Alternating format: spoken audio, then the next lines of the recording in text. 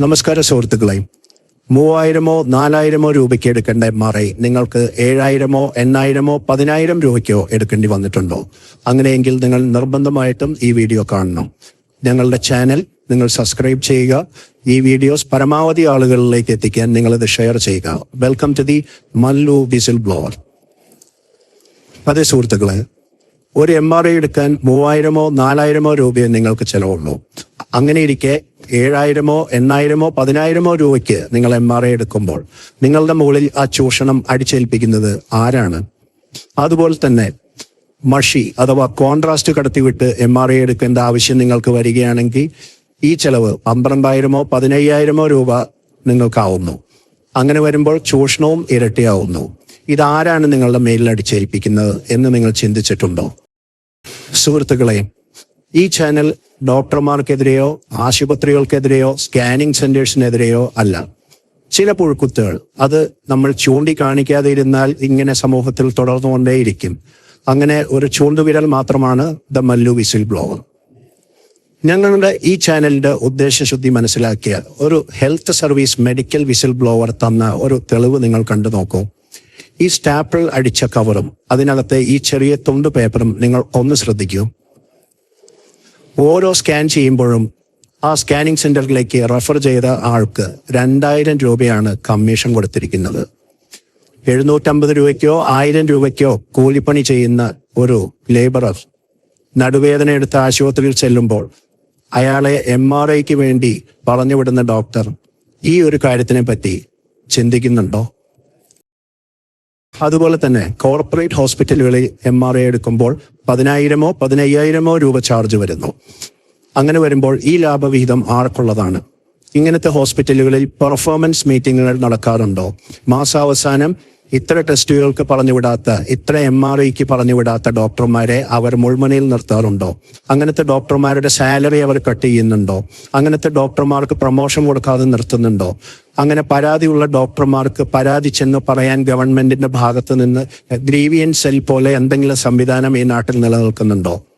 അതുപോലെ തന്നെ നിങ്ങൾ ഒരു MRI എടുത്തൊരു രോഗം കണ്ടുപിടിച്ചതിന് ശേഷം ഓപ്പറേഷൻ ചെയ്യാനായി അഡ്മിറ്റ് ആവുന്ന സമയത്ത് നിങ്ങൾ പ്രൈവറ്റ് ഇൻഷുറൻസ് ഉള്ള ഒരു പേഷ്യൻ്റ് ആണ് എന്നുണ്ടെങ്കിൽ നിങ്ങളുടെ ഇൻഷുറൻസ് സബ്മിറ്റ് ചെയ്യുന്ന സമയത്ത് ഈ MRIയുടെ ചാർജ് കൂടി ചേർത്തിട്ടാണോ നിങ്ങൾക്ക് ആശുപത്രിക്കാർ സബ്മിറ്റ് ചെയ്ത് തരുന്നത്? ഇൻഷുറൻസ് നിങ്ങൾക്ക് ലഭിക്കുമ്പോൾ MRIയുടെ ചാർജും കൂടി നിങ്ങൾക്ക് ലഭിക്കാറുണ്ടോ? ഇൻഷുറൻസിൽ അക്സെപ്റ്റ് ആയ പാസ്സായ എമൗണ്ട് ഒഴിച്ച് ബാക്കി നിൽക്കുന്ന എമൗണ്ട് നിങ്ങൾ സ്വന്തം കയ്യിൽ നിന്ന് എടുത്ത് അടച്ചതിന് ശേഷം MRIയുടെയും മറ്റ് ലാബ് ടെസ്റ്റുകളുടെയും കടലാസുകൾ ഇൻഷുറൻസ് കമ്പനിക്ക് പോസ്റ്റ് വഴി അയച്ചു കൊടുത്തതിന് ശേഷം ബാക്കിയുള്ള എമൗണ്ട് തിരിച്ചു വരും എന്ന് ഹോസ്പിറ്റലുകൾ നിങ്ങളോട് പറഞ്ഞിട്ടുണ്ടോ? ഈ എമൗണ്ട് നിങ്ങൾക്ക് മുഴുവനായി തിരിച്ചു കിട്ടിയിട്ടുണ്ടോ എന്ന് നിങ്ങൾ ശ്രദ്ധിച്ചിട്ടുണ്ടോ? പലപ്പോഴും ഒരു നിശ്ചിത എമൗണ്ട് റിജക്റ്റ് ആയതിനു ശേഷമായിരിക്കും നിങ്ങൾക്ക് കിട്ടിയിട്ടുണ്ടാവുക. അപ്പോഴും നിങ്ങൾ ചൂഷണത്തിന് ഇരയായിക്കൊണ്ടിരിക്കുകയാണ്. സുഹൃത്തുക്കളെ, ഇനി പറയുന്ന കാര്യങ്ങൾ വളരെ പ്രധാനപ്പെട്ടതാണ്. അത് നിങ്ങൾ വളരെ ശ്രദ്ധിച്ച് കേൾക്കേണ്ടതാണ്. ഒരു ഡോക്ടർ നിങ്ങൾക്ക് MRI റിക്വസ്റ്റ് എഴുതി തരുന്ന സമയത്ത് ഒരു പ്രത്യേക സ്ഥലത്ത് തന്നെ ചെന്ന് MRI എടുക്കണം എന്ന് നിങ്ങളോട് പറഞ്ഞിട്ടുണ്ടോ? ഉണ്ടെങ്കിൽ അതെന്തിനാണ്?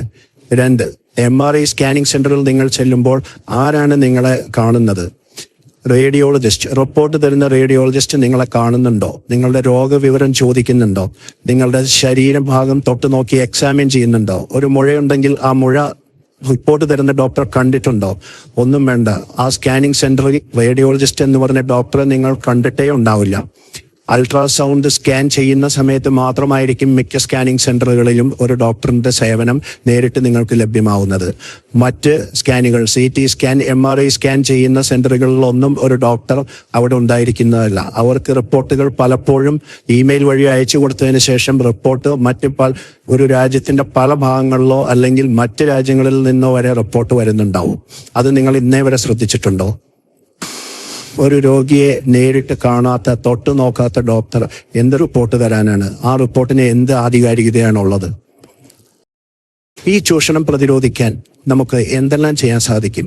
പ്രധാനമായും ഗവൺമെന്റ് സൈഡിൽ നിന്ന് പ്രൈസ് ക്യാപ്പിംഗ് കൊണ്ടുവരികയാണെങ്കിൽ അതായത് കാർഡിയോളജി വിഭാഗത്തിൽ ആൻജിയോപ്ലാസ്റ്റി ചെയ്യുമ്പോൾ സ്റ്റെന്റുകൾക്ക് തോന്നിയ വിലയായിരുന്നു പണ്ടെല്ലാം ഇട്ടുകൊണ്ടിരുന്നത്.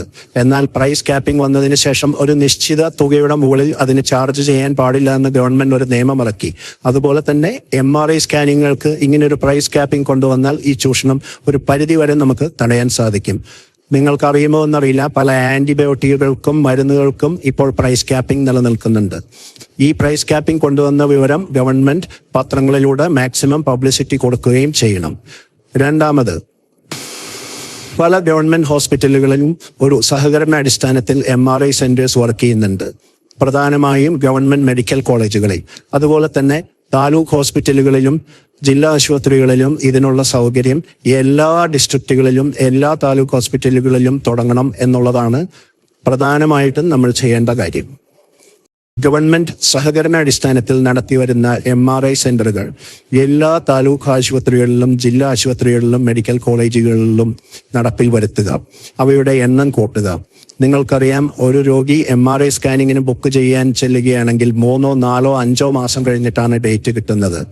ഇവയുടെ എണ്ണം വർദ്ധിപ്പിക്കുകയാണെങ്കിൽ ഈ പ്രശ്നത്തിന് ഒരു പരിധിവരെ പ്രശ്നപരിഹാരം ഉണ്ടാവും.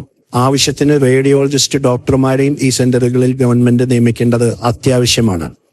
3, നിങ്ങൾക്കൊരു ഡോക്ടറെ MRI റിക്വസ്റ്റ് തരുന്ന സമയത്ത് 2, 3, 4 സെന്ററുകളിൽ ചെന്ന് അതിന്റെ റേറ്റ് നിങ്ങൾ ചോദിച്ച് മനസ്സിലാക്കേണ്ടത് അത്യാവശ്യമാണ്. 4, ഏറ്റവും പ്രധാനപ്പെട്ടതും ഏറ്റവും ഫലവത്തായതും നിങ്ങൾ ചിന്തിക്കാത്തതുമായ ഒരു വഴി, നിങ്ങളുടെ സാമ്പത്തിക പരാധീനതകളെക്കുറിച്ച് നിങ്ങളുടെ ഡോക്ടറോട് തന്നെ പറഞ്ഞതിന് ശേഷം അദ്ദേഹം നിങ്ങൾക്ക് തരുന്ന റിക്വസ്റ്റിന്റെ ഏതെങ്കിലും ഒരു മൂലയിൽ അത് മെൻഷൻ ചെയ്യുകയാണ്, റേറ്റ് കുറച്ച് തരാൻ മെൻഷൻ ചെയ്യുകയാണ് എന്നുണ്ടെങ്കിൽ സ്കാനിങ് സെന്ററുകൾ അവ തള്ളിക്കളയാറില്ല. പ്രിയപ്പെട്ട മലയാളികളെ, ഈ വീഡിയോ കണ്ടതിന് ശേഷം നിങ്ങളെ ചൂഷണം ചെയ്യുന്ന ആരെങ്കിലും ഒന്ന് മാറി ചിന്തിക്കുകയാണെങ്കിൽ, ഈ വീഡിയോ കണ്ട രോഗികളിൽ ആരെങ്കിലും ഒരാൾ ഡോക്ടറോടും സ്കാനിങ് സെന്ററുകളിൽ ചെന്നും ഈ ഡിസ്കഷൻ നടത്തി ചൂഷണത്തിന് വിധേയരാവാതിരിക്കുകയാണെങ്കിൽ ഞങ്ങളുടെ ഈ ശ്രമം വലിയ ഒരു വിജയമാണ്. ചൂഷണത്തിന് ഇരയാവാതിരിക്കുന്നത് സ്വന്തം ഉത്തരവാദിത്വമാണ്. ജാഗ്രത പുലർത്തുക. Thank you.